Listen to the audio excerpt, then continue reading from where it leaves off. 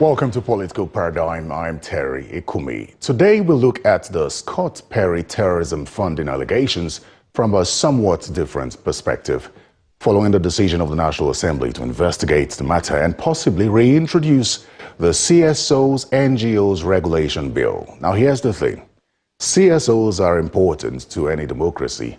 They often fill in the gaps where businesses or governments lack the impetus or resources to support individuals, groups, or good causes. And in recent years, there has been increasing fear that NGOs and CSOs are facing shrinking spaces as a result of regulation all over the world. Now, speaking of regulation, since the 8th Assembly, the House of Representatives has been trying to pass a bill which would regulate the activities of CSOs and NGOs. And in the last Assembly, the bill was sponsored by the current Speaker, Abbas Tajuddin. It failed to scale second reading, as some lawmakers argued that the bill would infringe on the right of citizens as stated in Section 45 of the 1999 Constitution and called for further strengthening of agencies established by law to coordinate the activities of CSOs and donor agencies instead. One lawmaker, I recall correctly, Uzoma Bonta, described any effort to restrict the activities of CSOs as undemocratic. Now here's a little thing about that bill.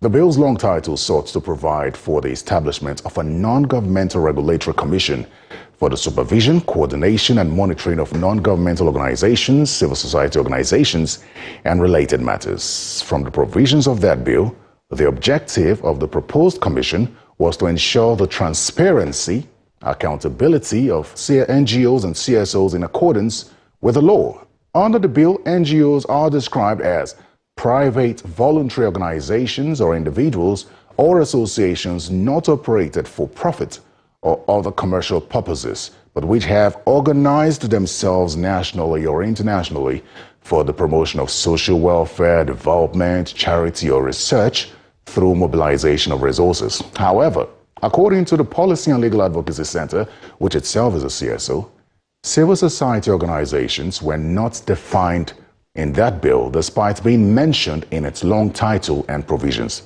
So that bill failed to pass in the House. There have been several attempts by state governments and also others to regulate the activities of CSOs and NGOs that have been met with stiff resistance. The latest is Kano State, where a coalition of civil society organizations last month voiced strong opposition to the Kano State government's recent decision to establish a committee tasked with profiling and regulating non-governmental organizations operating within the state. So that is where we will anchor our conversation today. I'm joined virtually by two guests, Honorable Peter Uzokwe, a member of the House of Representatives, and Mr. Bukola Idowu, who is the Executive Director of Kimpact Development Initiative.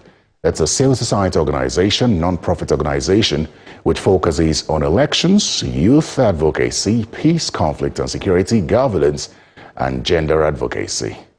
Gentlemen, welcome to Political Paradigm. I'd like us to start with Mr. Idowu because he is the CSO in this conversation.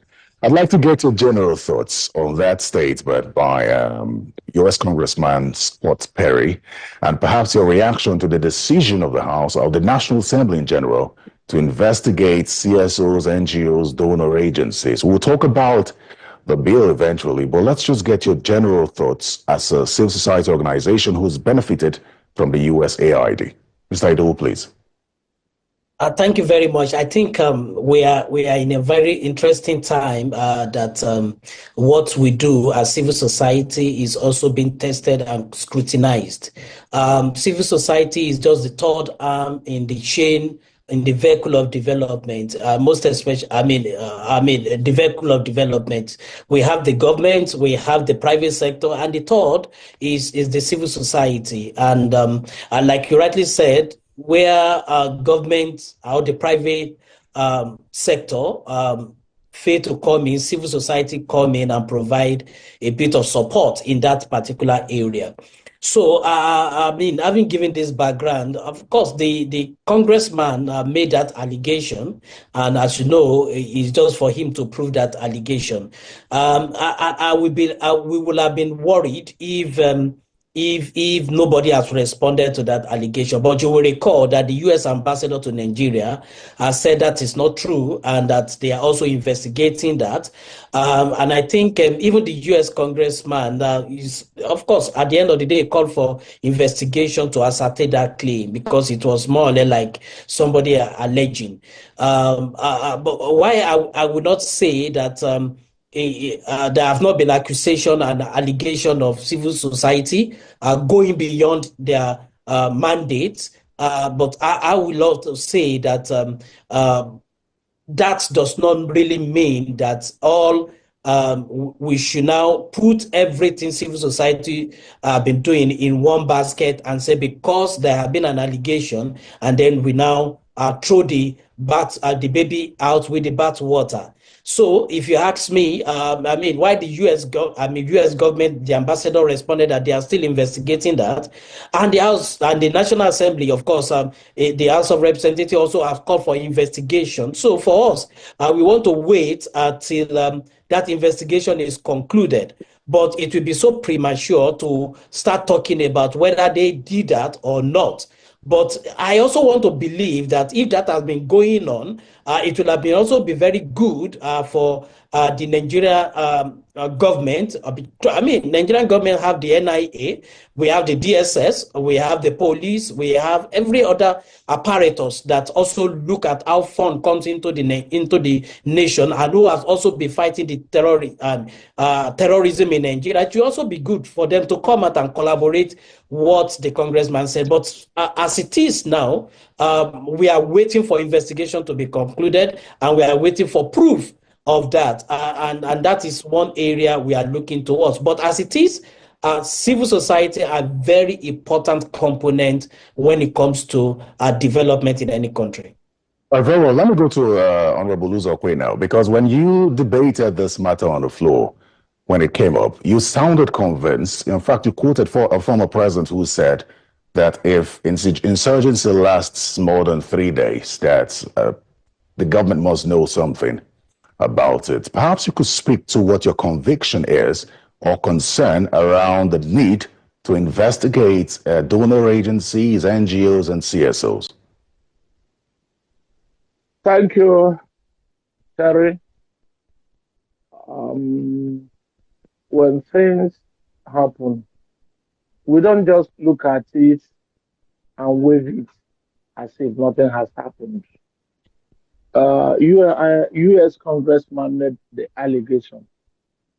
We cannot just say because of the importance of the CSOs, NGOs, that we will throw the allegation away. No. As a rep member, when such allegation comes up, it is our duty to set up an investigative panel to get to the root of it. We are not saying that the U.S. congressman was speaking authoritatively or he was speaking to blackmail Nigeria. And come to think of it, if somebody wants to blackmail Nigeria, will he use Boko Haram to blackmail Nigeria? And with what is happening in Nigeria today, is he confirming what we know? Or he was dabbling into what we don't know? That is number one. And let us not blanket our eyes because CSOs are a very component part of governance in every society and say all of them are saints.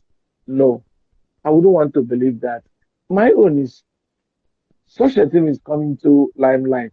Why can't us investigate it? It doesn't take us away. It doesn't take anything away from us when we investigate such a thing and found out that it is not true. Or when it is true, we find out how to curtail the happenings. Are we happy seeing our soldiers being slaughtered every day? Sorry, how long will we fight this insurgency? How long? Have you seen how much we have been budgeting for defense? The ones that you know, the ones that comes into limelight. Hi, come on. I am not condemning the CSOs. Far be from it. But let us investigate the allegation. It takes nothing away from us to investigate it. From 2015 to today, you can agree with me that there has been an external forces meddling into Nigeria's affairs. That is all I can say now. Until after 2 weeks that the House of Reps set up the ad hoc committee and to get back to us. From there, we can take it on from there. Thank you. Beyond that investigation, well, the main reason we're having this conversation is because there is a leaning towards the reintroduction of the CSOs, NGOs regulation bill, which has failed since the 8th Assembly. The Speaker of this current Assembly was the sponsor of that bill in the last Assembly. You can understand if he reintroduces that bill himself as Speaker, that it could likely see the light of day. But I've also spoken to a number of lawmakers, especially from the northern part of the country, especially in recent times as well, following the concerns by the USAID themselves that about $2 billion has been pumped into the humanitarian crisis in the northern part of the country. And the lawmakers from those regions have argued that they can't really tell the impact. So the concern for many people is, so where have these monies been going? Of course, Nigeria is not a banana republic. We cannot isolate any one case from the other. When such amount of money is alleged to have pumped into the system, we must know where the money, just like I said on the floor of the House, those NGOs, how did those huge sums of money came into Nigeria? How did they come into Nigeria? How were they utilized? These are the two questions that once we answer, this question is half answered. Well, let me tell you one thing. When the current speaker sponsored that bill, it is in our normal system that once you sponsor a bill and you see that the bill will not scale through, you can withdraw the bill, fine-tune the bill, convince your members. You cannot convince anybody at the same time. You convince your member why you must represent the bill, the importance of the bill. You are shown them that the bills are not targeted on a particular section of people, that the bill is as good as our normal constitution. How can you tell me that you are doing a bill for the financial autonomy of local government, and you will not regulate such autonomy? For every privilege, you have responsibilities. We are not trying to cage the CSOs. We are not trying to cage the NGOs. What we are trying to say is that, where are you getting your funding? Those funding, how are you utilizing those funding? When an illegal money enters into the system, the damage, you have a collateral damage to the system more than the advantage of having those money. I think it is not asking for too much to ask the CSOs, the NGOs, tell us the source of your funding.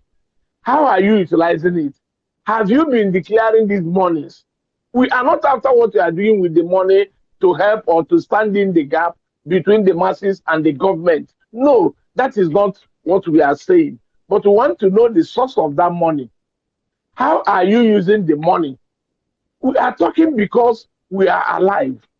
What if the dead soldiers, the people that have been killed, are you telling me that the modus operandi of this terrorist, that it is just an ordinary hit and run people? No, their technicalities are superb. Let me go to their strategies are superb. Let me go to Mr. Idowu to answer some of the questions you asked, which is, how do you get your funding and what are the procedures for your spendings? Where do the monies go? Mr. Idowu, do you think that CSOs are transparent enough? Perhaps you could speak for yourself and talk about the process of funding and how impactful it has been, or open it has been. I think the most transparent institution you see in Nigeria now are the civil society, the NGOs, registered ones.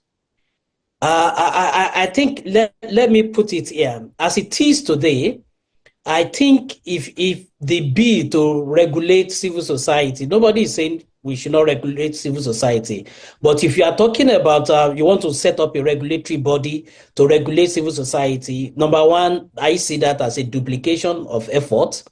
Number two, I just see it as a means of just wasting public money, taxpayers' money, to begin to pay people to do what other institutions are doing.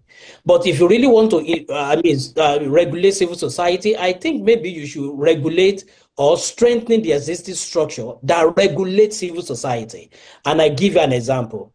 I think the Honorable talk about, where do we get the money from? How do we spend it? Do we release it? As we stand today, civil society, NGOs in Nigeria go through 14, and I said 14, I can start mentioning them, layers of registration. Layers of registration. Let me just mention like about 4 to you. Do you even know that we have, is under the law, mandated to register with EFCC under the School Moon Act? No bank will open for you as a civil society, an NGO in Nigeria, if they don't see that certificate from EFCC. So that is number one. Number two, again, under that EFCC, we report every inflow. I mean, every grant you get, every money you have, you report it to EFCC every time. So you will know, you will report who gave you the money, their address, how much is the money, what the money is meant for. They take it over to investigate. And if they want to come to your office to check the books, or they have a means of confirming. But I tell you, we register with them, you report to them. Anybody can just check that. Number two, do you know NGO also report to to Financial Reporting Council? CAC, we also file to CAC, Federal Inland Revenue, a whole lot of that we file and we report to. No money comes into this country without the national planning, the Ministry of National Planning knows about it. So if you are now setting up another regulatory body, do you also know that DSS also come into your programs and ask questions where they were not convinced?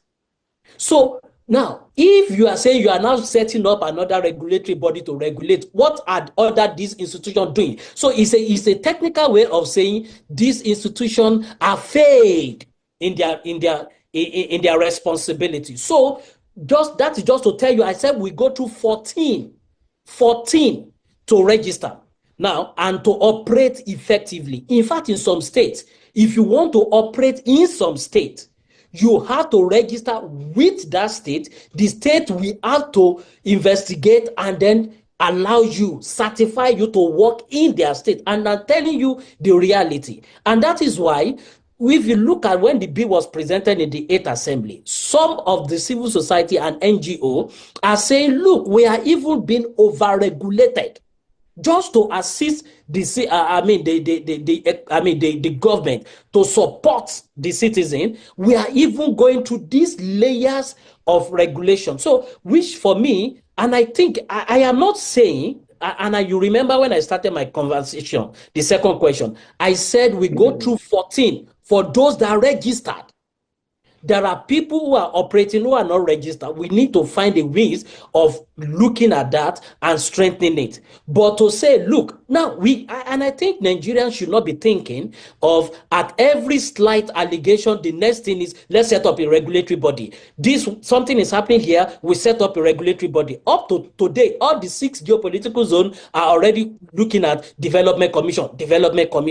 Now, and this is what is taking a lot of our recurrent expenditure. Now, because these are not capital projects, these are the people that will be paying salary to do recurrent job, and then money keep going into those places. So for me, and to answer, we report activity. Now, let me also take you through how you get grants.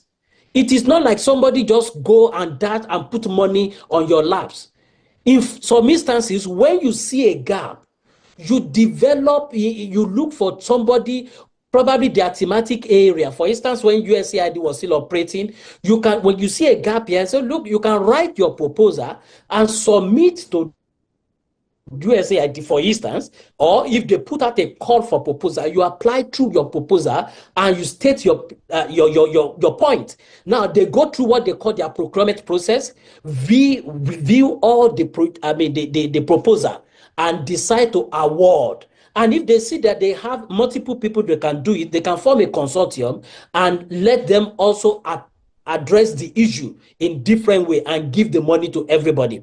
But I say it, money doesn't come, NGO development money doesn't come into this country without the Ministry of National Planning knows about it. And that is what, see, Nigeria, you can't just put, okay, so think about it. Somebody want to give me maybe $10,000. You think the money just come into my account without, into NGO, without the Nigerian government knows about it and what the money is for. So it is system that is well regulated. And let me also say this. Every NGO that register, you can actually call for their report. You can actually go on even on their website and see their report and see how they spend the money, and then even investigate if you want to investigate. Or if you say, okay, yeah, you said you did town hall meeting in these places. How do you confirm? Go ahead and confirm if that money you say you got was used for what it's used for. But to now begin to say, oh, every little thing we want to set up regulatory body, I see it unnecessary because it's beginning to get being over-regulated, looking at the layers of regulation we have gone into. Now, is civil society, NGO, are we against investigation that the House of Rep want to do or the Nigerian government want to do? No, I think that investigation is needed. There have been a gross allegation against USAID funding Boko Haram. And I think that allegation is needed to be investigated, and it will even help because if it's not investigated and names are not cleared, there is this danger of putting all civil society in a box and say, look, every one of them is funding terrorism, including people who are not even working in a terrorism area. And lastly, Terry, let me also say this for better understanding. Look, when you talk about NGO, there are a lot of components of NGO that people work. Let me come in here. You've spoken very extensively, and I will give you some more time. Of course, we have time for you to further expatiate on some of the things you've said, because I have questions to ask you. But let me go to Honorable Zokwe right away, because while you agree that an investigation is necessary, you do not agree that a new commission should be set up through the bill, because you say it's over-regulation. So let me hear from Honorable Zokwe, who also believes, like some of his colleagues, that there should be a regulatory commission for CSOs and NGOs just to look into their books. Do you agree with Mr. Idowu at this point that this could be some form of over-regulation? Thank you.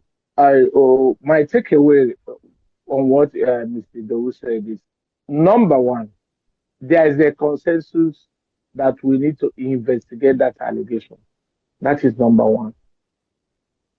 Now, let us come into the argument of over-regulating the CSOs. And let me digress a little. We have Nigerian police and other institutions dealing with financial crime and criminalities. Fine, beautiful. But when His Excellency Chief Olusegun Obasanjo came on board, he saw that these agencies were over-labored. He wants efficiency. He now divided those works, brought on the EFCC, brought on the ICPC. He left the police to concentrate on other things. Are you telling me that today the EFCC is not doing well, or they have not done well? Forget about little distractions here and there. Are we not better off than we were before? Number two, we have our courts trying electoral offenses. We are clamoring for electoral offenses tribunal.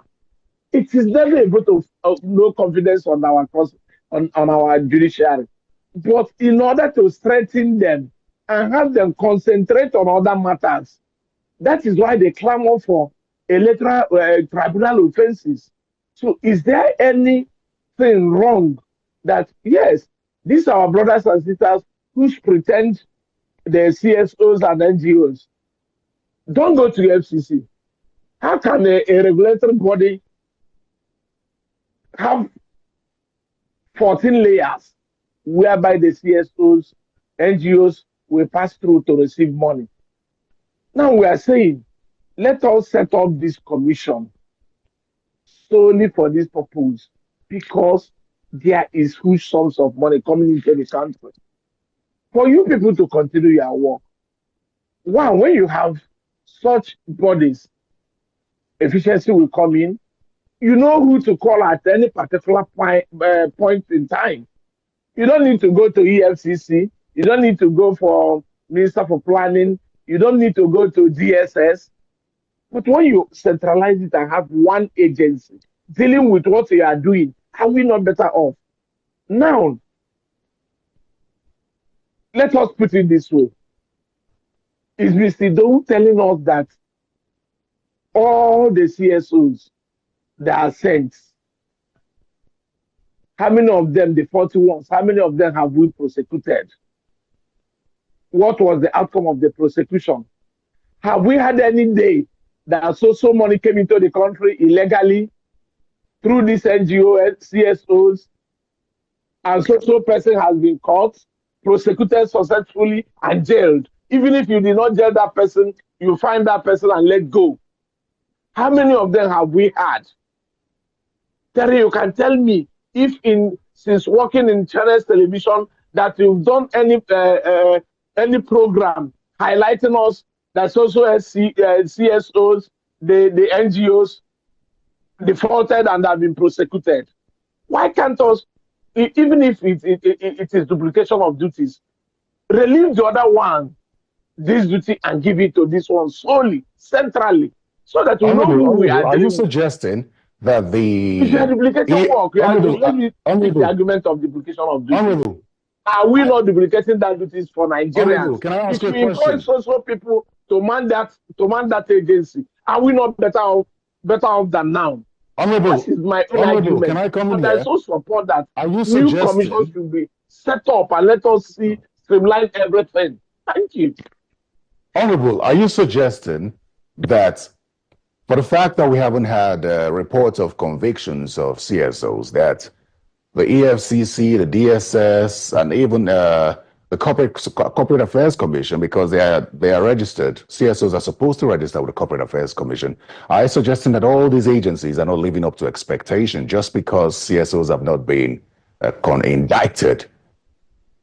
That is not what I said. If you are talking about CSC is only just to register company, the CSO and non-governmental organization. You can only file your annual returns. That is what you are saying. I am not giving vote of no confidence on EFCC and ICPC, DSS. What I am saying is that once you specialize in doing something over and over again, there is this tendency that you will not do it well. But once a particular job is defined and say, this is your job, specialize in doing, you specialize on this aspect of it. I'm not saying because there is no prosecution and conviction that they are not doing well. But I ask you, have you seen? I am yet to hear from Bukola that so non-governmental organization, CSO, has defaulted and been prosecuted. Let me hear one. Let me go to Mr. Idowu then. Perhaps to respond to that, and also the aspect of the possibility of having one regulatory commission to do the job of all these other 14 layers that you talk about, or you talked about. Well, the first question why are we answer the question Honorable ask? The next question I will ask, I will answer that. But my question to Honorable or to the National Assembly is that they should, or maybe the House of Rep, is that they should let us know which country is practicing that model they are bringing into Nigeria. Where has it worked? What have they done like about study parts to see, okay, this has worked in South Africa, this has worked in the US, this has worked here, this has worked. Mr. Idowu, is this different from the UK Charity Act? Yeah, Nigeria also have this particular act is under the CAMA. It's under the CAMA. But that's more of an incorporation. It's a bill for business incorporation, which is different from the UK Charity Act, isn't it? Because the UK Charity Act sort of regulates the activities of NGOs and CSOs. Am I right? That is where I'm coming to that now. Now, that is exactly what we are saying is under this, is under the same CAMA. So the procedures are there. Even how to get your board, your responsibility, how to dissolve, and every of those things are right there in our law. Our law are very, very comprehensive. Nigeria is one of the countries that have a most comprehensive laws. The challenge we have is about implementation. Now, and again, again, one of the things I also want to say about what Honorable said is that we don't need to begin to look at how effective. We cannot judge an institution effectiveness based on the number of thieves they have been able to catch, or based on the number of people they have been able to proscribe, or the number of people they have been able to indict. No. That is not it. What about preemptive measure? What about being proactive? What about being, making things, to make things not to happen? That can also be success. So if we are asking ourselves question that how many NGOs have we seen that have been indicted, that have been done? What if there is nothing to indict about? That is it.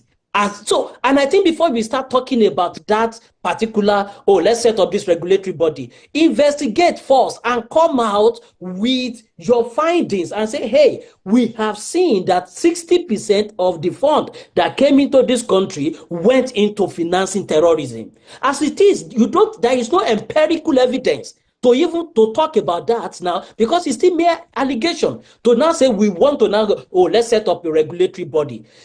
To do what? Now, don't also forget, because it's like a web, don't also forget that the moment the NGO are also registered the same way churches and mosques are registered, because it's also the same incorporated trustee they do. So you are setting up a regulatory body to look at religious body, every one of us together. That is exactly what we are trying to do. I wanted to say something the other time, Terry, about the understanding. What I have seen is the gap in understanding what civil society are doing. And I think most times people think some activists are also NGO. People doing some activism job, they are doing NGO business. No. See, NGO, civil society, is a space outside the government. And that is what it is. So what it means is that all the, for instance, do we even know that all the associations, for instance, the Bar Association, Tailor Association, Market Women Association, all of them are civil society. Nigerian Medical Association, all of ASU, all of them are civil society. We need to really study exactly what we want to get ourselves into. Now, that is one. Then to now understand, when you talk about NGO, there are NGO, their only thing they do is on environmental issues. They address environmental issues. You even see some of them working in the south, even helping in cleaning the place up. Then you have people who work on earth. and you have seen their contribution around HIV, around child mortality, maternal mortality, around tuberculosis, around, you see many of them did a lot of work around COVID and a whole lot of them. Then you have some who work on around economy, like in terms of, assisting within the budget and a lot. For some of us, we work within the governance circle, supporting, elections, supporting, advocating for gender advancement and the rest. So there are various components. It is not all of them that work around ending terrorism. So we don't put everything, because something is happening in the there is an allegation in the Northeast, and then everybody is there. Lastly, Terry, let me quickly mention this. Don't forget, this NGO we are talking about, without any support from the government, are doing what they are doing to support the government. Now, are we talking about places where government presence were not there in terms of water, and NGO go there and drill borehole for them, for that community to have clean water? And then you now want to regulate that, okay, before you go and do and drill what borehole there, come and take permission in Abuja to do something in Huma here, to do something in Osun State, in Ikere, to do something in Kogosi. No, we need to address. I think what we need to do is, let's look at the issue, investigate. I agree, we should investigate. I've said it several times. Investigate, then we cannot go and let there be recommendation and say, okay, fine, we have noticed, okay, this money, and there are evidence that this money has gone into terrorism. But without that, I don't think there is any reason we should be talking about, because it's an indictment on the existing institution who have been overseeing at the moment. It's an indictment. We are saying they are not effective. That is what we are saying. Yeah. Let me come in here. Let me come in here, because when we are looking at those issues and we are bringing in sentiment and emotion to it, we will not understand the point we are making. Like Bukola said now, are you telling me that if you want to do a borehole in Osun State, in my village, in Nnewi or Zobo, you go to Abuja to get permission to come and do it? You don't need to do all those things. When you have an office, you just decentralize your office. If you are going to Osun to do something, all you have to do is to get a written permission from the regional office in Osun State, in Nnewi, in Oka, and you do all those things. Secondly, let us not bring in the churches into what we are saying, because once you bring in the churches into what we are saying, you are setting the National Assembly up with the churches. We are not saying that. But good at it. Haven't you seen where crimes are committed in the church? Are you telling me that all the churches that are heaven bound, even our mosque, are you telling me, let us not be sentimental about all these things? Now, if you are telling me that it is the vote of no confidence to EFCC, is EFCC sent? They have their hands full with other things. We can decentralize this. We can. Division of labor leads to specialization. Why can't us give this agency? You are in charge of NGOs, CSOs. It is not all about doing boreholes. It is not all about looking after the poor. Yeah. The government can do all those things. If you are saying that it is giving vote of no confidence to EFCC and other agencies, then you have already given vote of no confidence to our government. Because quickly, when you talk about to provide those quickly, when you talk about decentralization, I just want to draw your attention that there are some states as well who have made moves to regulate the activities of CSOs and NGOs. So are you saying a federal body, or are you saying states should be allowed as well? Of course, once a body is created to look after the CSOs, NGOs, you can decentralize it. Every state should. Are we not talking about state police now? Previously, pre-2019, state police is no-go area. Today, state police is the beautiful bride that we all want to embrace. Even the president is talking about state police. If we, at this point in time, be talking about state police? Why can't us have those state bodies, agencies to regulate many things? Like the terrain, where a crime is being committed. If you're a member of that society, you cannot take me to Kaduna and tell me to know the terrain of where these crimes are being committed. So I am in full support that we should create an agency specifically to monitor, not to intimidate, not to take them out of business, but to regularize what they are doing, to make sure they are conforming, to make sure that they are playing the game with the referee looking at them. So I just want to ask you this question because this came up during the debate in the last assembly. The concern about the shrinking CSO space and having government, which the CSO is supposed to sort of criticize or help do better or augment the areas where government fails, having government regulate CSOs in that manner. Where do we draw the line? Sorry, Terry. That is the reason I say we should remove sentiments in what we are saying. Free speech, you are just delving into another thing altogether. To regulate is an agency to regulate for something is not to stifle them out of Nigeria. This country that we are seeing is one of the ones and get away with it. Let us take a vote. I've traveled widely the whole of this continent, the whole of this world. Where your own privilege is where your responsibility starts, is where somebody's own privilege starts. We are talking about regulating. We are not talking about intimidating them out of business. That is what we are saying. Regulating. Okay. Specialized agencies regulating them. Let's bring in Mr. Idowu here.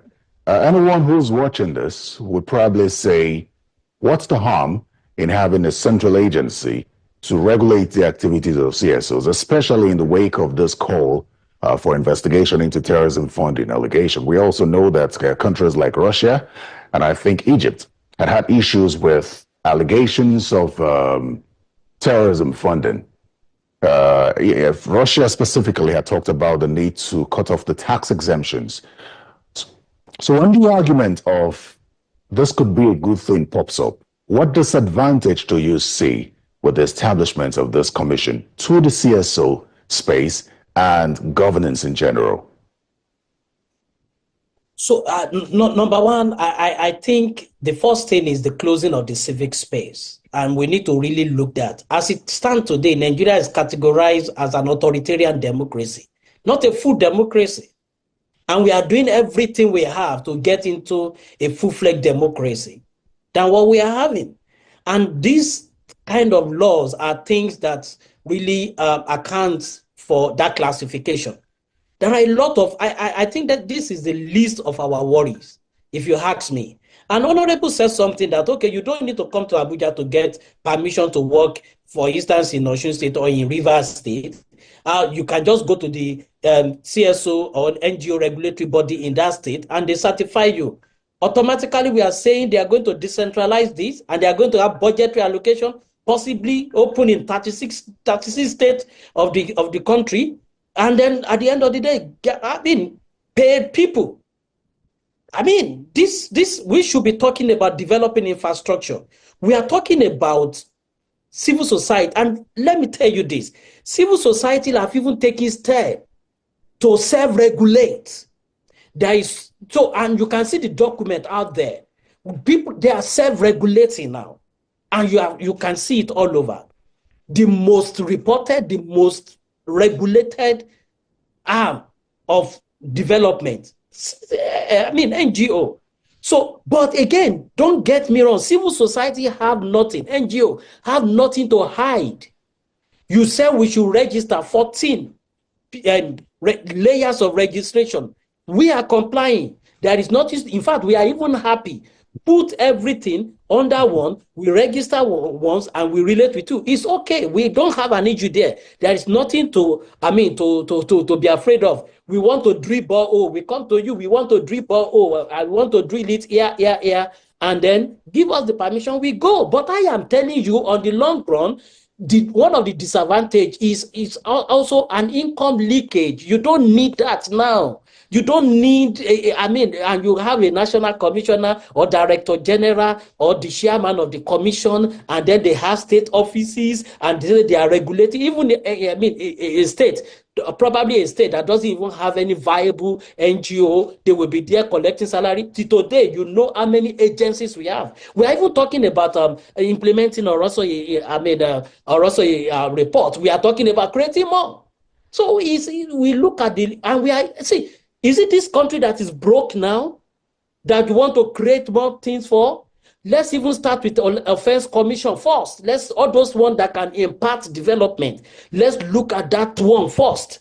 So we cannot say because one congressman in US without evidence say, Boko Haram, USAID fund Boko Haram. The man made a statement, possibly to justify what they are doing in their own country to shut down USAID. Nobody knows. But because of that statement, that we want to set up a regulatory commission. Now, I think we should get more serious with governance. That is what I am saying.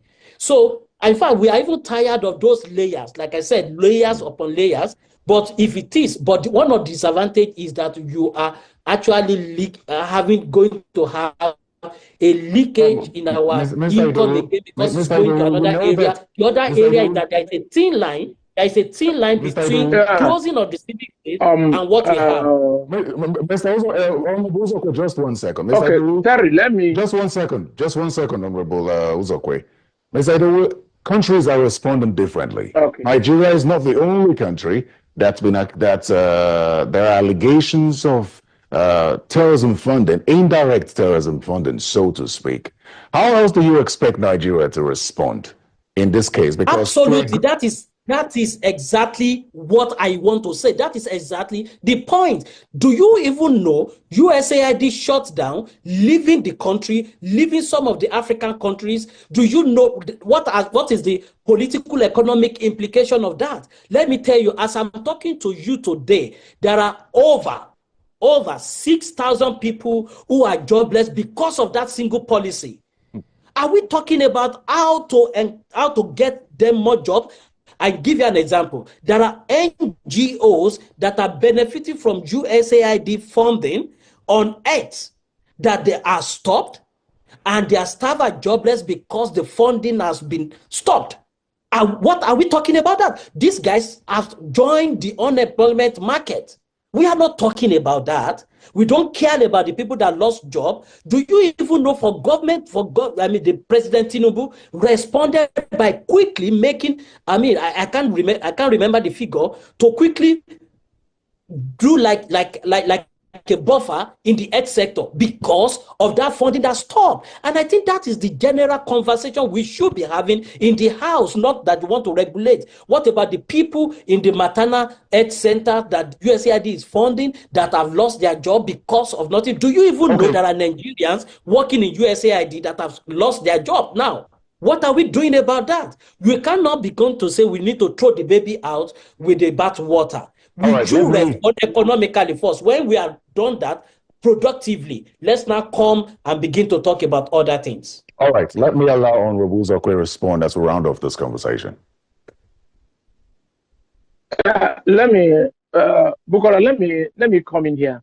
You don't say an allegation by just one congressman. The gravity of the allegation is what speaks for himself. The gravity, having in mind what we are facing here in Nigeria. And somebody said there were monies coming into the country that for other uses that have been, and they are just calling that person one congressman without substantiating his claim. But we are here in Nigeria, the same 10th assembly. Binance manager made an allegation against my colleague, my next colleague, Honorable Onwusibe, that he asked for $150 million. The House said that we must investigate it at least to clear our name. The case is in court. The person mentioned instituted a case against them in court. Now, what are we telling us that something is happening in Nigeria that we have been suspecting? An average Nigeria is suspecting that this terrorism has superior people, wealthy people financing it. And you are telling us that it is stifling the CSO. No, my brother. What we are saying is, let us invest. Oh, let me ask you a question. Which one is better? 14 layers. You must pass 14 layers. And we are now saying, pass only 2 layers to get those things done. Pass only 2 layers. Are you happy passing 14 layers? You pass EFCC, you pass Minister for Planning, you pass DSS, you pass National Assembly, you pass. But we are saying now, let there be one agency, just like the tax reform bill we are talking. Only one single window we are going to pass. Are we happy with what is happening in Nigeria? Let me tell you, and let me be sincere with you. If there is no external influence in terrorism in Nigeria, we have been caught that terrorism since 2015. Take it to the bank. Take it to the bank. I am not talking about CSO, NGO, but there are still bad eggs within them that we need to prune out. We separate the grass from the chaff. Okay. And know what we are dealing with. Once we know what we are dealing with, the problem is half solved.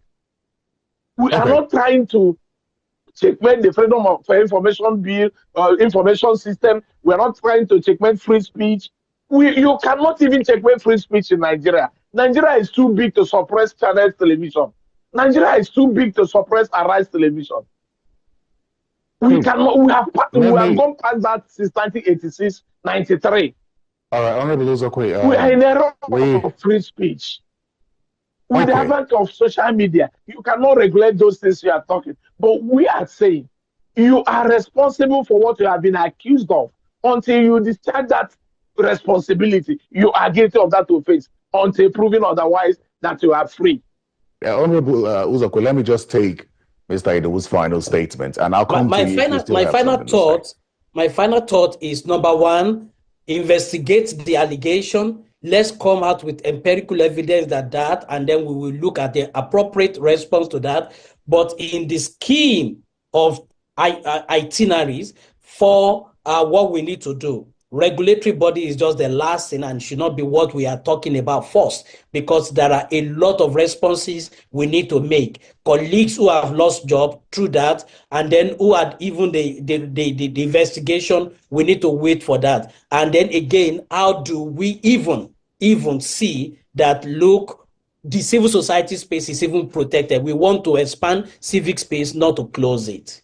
Very well. It's a very important point. I am hoping that Honorable Uzokwe can speak on that as his final statement, not closing or shrinking the civil society space even further. Yes,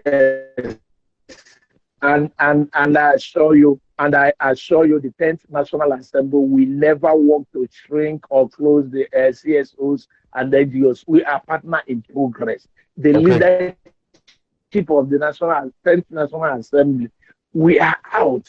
We are out to strengthen all those things. Your fears, be rest assured that we can never do anything against the wishes of Nigerians. We can never. All the things we are doing, you can see the listening leadership we have. Once we listen and see where the pendulum is swinging, we'll go with the masses. That is my own. I want to give you assurance, and I want to give Nigerians assurance that I, Honorable Peter Uzokwe, representing the good people of New, will never be part and parcel of those congressmen and women that will stifle free speech and NGOs and CSOs. Thank you. Thank you so much, gentlemen. Honorable Peter Uzokwe, thank you very much for coming on Political Paradigm.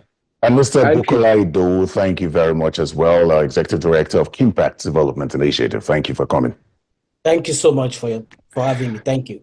Thank you, gentlemen, once again. Now, just before we go, with regard to funding from donor agencies and allegations of secrecy surrounding these funds, we checked the website of the U.S. State Department and USAID, which is foreignassistance.gov.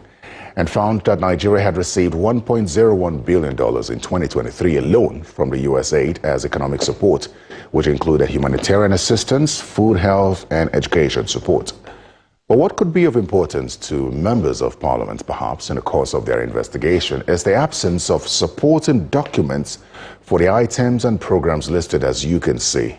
Unless, of course, that information is available elsewhere. There's an explanation as to why the supporting documents are not available. Also, not forgetting that $2.8 billion was given to Nigeria between 2022 and 2024, according to data from the Foreign Assistance Dashboard as well. Well, that's Political Paradigm this week, and thanks for your time. Remember to catch this episode and others by simply searching Political Paradigm on YouTube or simply go to channelstv.com. I'm Terry Kumi. Goodbye.